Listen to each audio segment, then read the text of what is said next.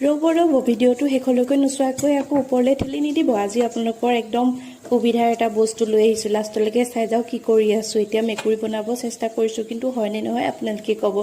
ধুনীয়াকৈ আঁকি লৈছোঁ, আঁকি লৈ পিনি কাটি ল'ব লাগিব, কাটি লৈ চিলাই লৈছোঁ আৰু শেষত গম পাই যাব যে মোৰ আপোনালোকৰ কাৰণে আজি কি উপকাৰী এটা বস্তু কৈ আছোঁ।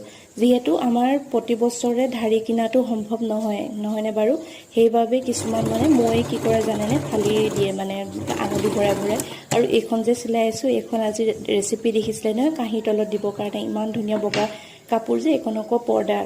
ইদিনাখনি দেউতাকে ফ্ৰক চিলাইছিলে যে থাকিছিলে এইখনে। আৰু চাওকচোন মই যে মেকুৰীটোক ক'ত লগালোঁ, ধাৰি যে ফালিছিলে মই তাতে লগাই থৈ দিছোঁ, চিলাই দিলোঁ। মই মেচিনত চিলালোঁ আৰু দেউতাকে হাতেদি চিলাই দিলে। চাওকচোন ইমান ধুনীয়া হৈছে। এতিয়া ধাৰিখন পেলাই দিব লগা নহয় আৰু। আপোনালোকৰ কেনেকুৱা লাগিলে আইডিয়াটো ক'ব নাপাহৰিব দেই। একদম মোৰ কাৰণে আকৌ প্ৰতি বছৰে নিকিনিলেও ইবছৰলৈকে হৈ যাব আৰু। ভাল লাগিলে নাই কওকচোন আইডিয়াটো।